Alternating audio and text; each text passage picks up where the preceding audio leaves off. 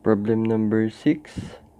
During a test on single-cylinder 4-stroke diesel engine, having bore of 15 cm, stroke of 18 cm gives indicator diagram of 10 cm length and area of 9 square centimeter. Engine has speed of 480 rpm, fuel consumption of 0.05 kilograms per minute, and cooling water flow rate of 250 kilograms per hour. Cooling water enters at 27 degrees Celsius and leaves at 67 degrees Celsius. The calorific value of fuel is 44,000 kilojoules per kilogram. Brake torque is 200 Newton meter. Determine the indicator constant, brake specific fuel consumption, and brake thermal efficiency. Take mechanical efficiency as 87.8%. Meron tayong given na number of cylinder 1. Ang ating engine is 4-stroke. Diameter natin is 15 cm. Length natin is 18 cm. Sa may indicator diagram, length natin is 10 cm. Area natin is 9 square centimeter. Ang ating engine speed is 480 rpm. Ang mass flow ng fuel natin is 0.05 kilograms per minute. Ang mass flow ng cooling water is 250 kilograms per hour.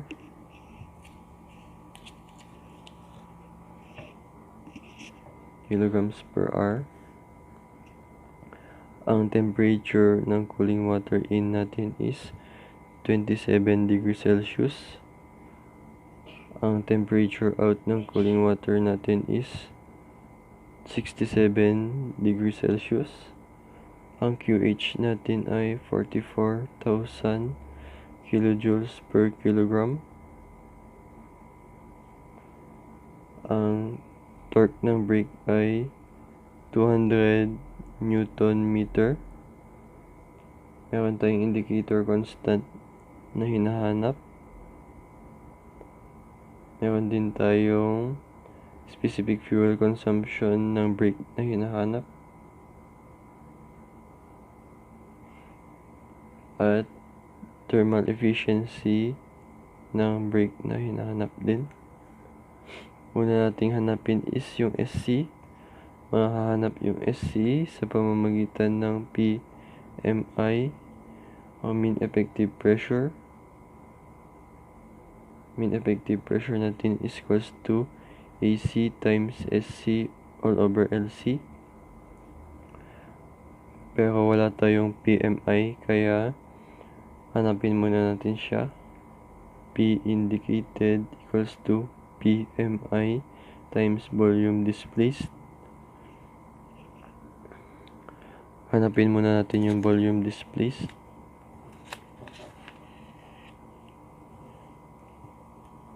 Volume displaced natin is pi d. Diameter natin is 15 cm. Convert natin sa meter, 0.15 squared all over 4 times ang ating length is 18 cm. Convert natin sa meter, 18 meter times ang ating engine speed as ay 480 rpm. Tapos divide natin na ng 2 kasi 4-stroke tayo, times 60 para may convert yung minutes sa rpm into seconds. Number of cylinder natin is 1. Number of piston action natin is 1. Volume displaced natin ay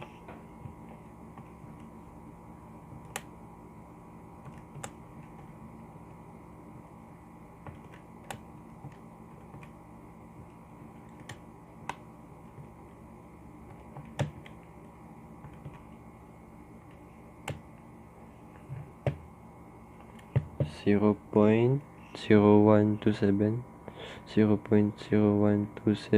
cubic meter per seconds naman Susunod nating hahanapin is ang ating P indicated. Since wala din tayong P indicated, gamitin natin yung mechanical efficiency. Wala tayong given na mechanical efficiency. Mechanical efficiency natin sa 6 ay mechanical efficiency is 87.8. Hindi natin isulat. Mechanical efficiency natin is 87.8%. So, gamitin natin yun.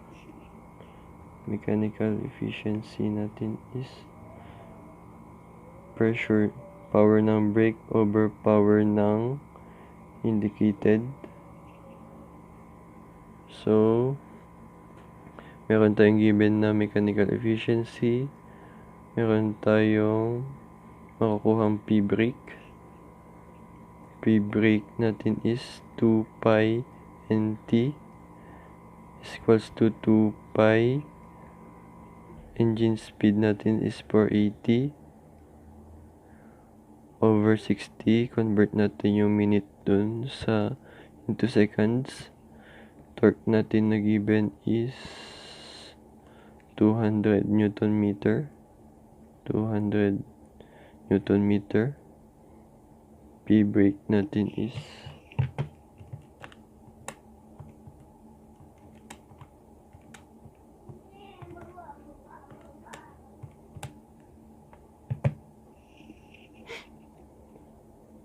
3,200 pi Newton meter, kaya ang ating unit is naka watts lang. Convert natin sa kilowatts. Watts. Divide natin.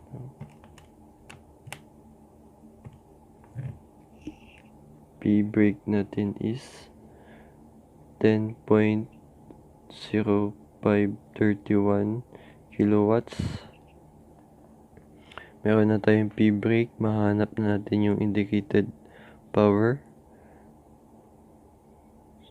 Mechanical efficiency 0.878 equals to P brake 10.0531 over P indicated. P indicated equals to 0.087 10.0531.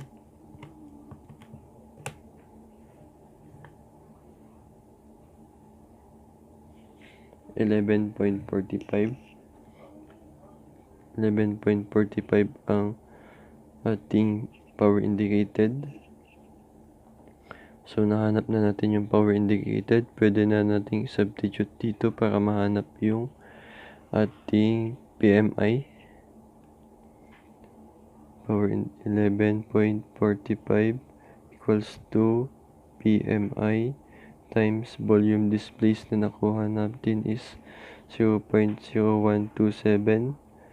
PMI natin ay equals to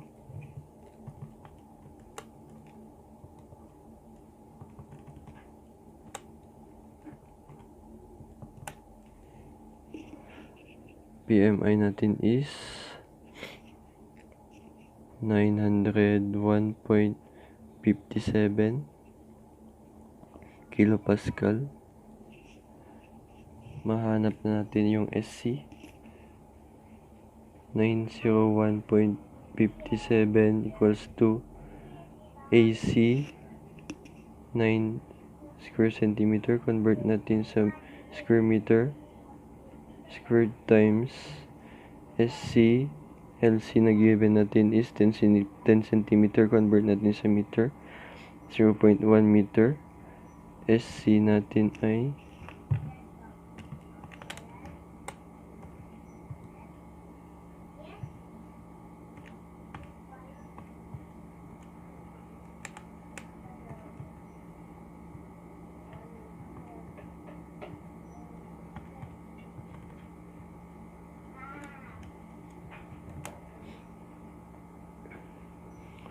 ang nakuha natin is 100,17.44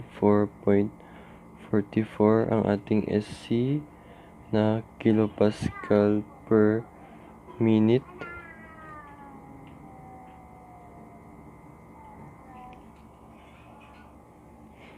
Sunod naman nating makukuha is yung ating specific fuel consumption. Specific fuel consumption. Yan. Specific fuel consumption natin is ng brake ay equals to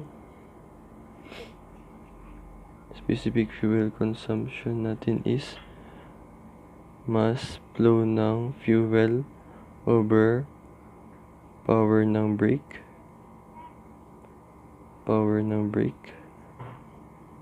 So, equals to mass flow ng fuel ay 0.05 kilograms per minute times hour. Convert natin sa hour itong minute. 60 minutes into 1 hour. Power ng brake na nakuha natin ay P brake 10.0531 kilowatts. Cancel. MFB natin ay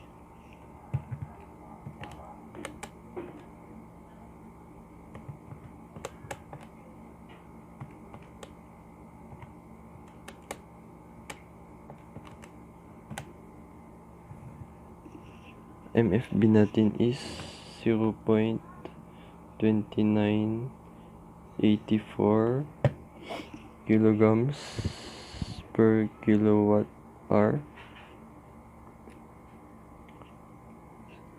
Yan.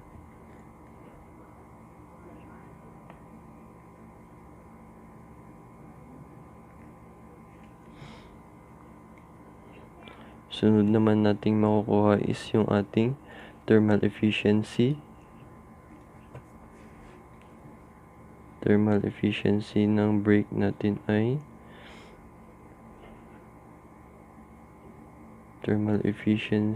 is P brake over mass flow ng fuel times QH. P brake natin is 10.0531. Mass flow ng fuel natin ay 0.05 kilograms per minute. Convert natin into seconds.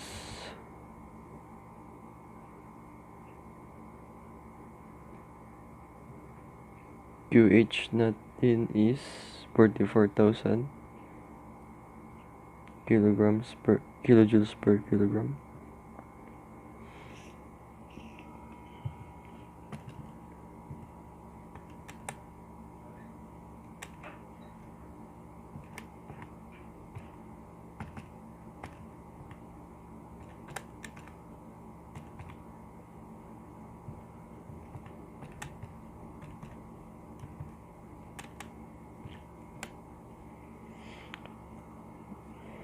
Thermal efficiency ng brake natin ay 0.2742 times 100%.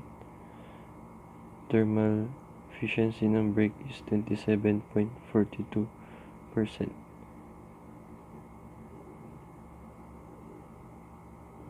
Yan, sagot natin ng thermal efficiency ng brake. Kompleto na tayo. Meron na tayong SC. Meron na tayong specific fuel consumption. Meron na tayong thermal efficiency ng brake.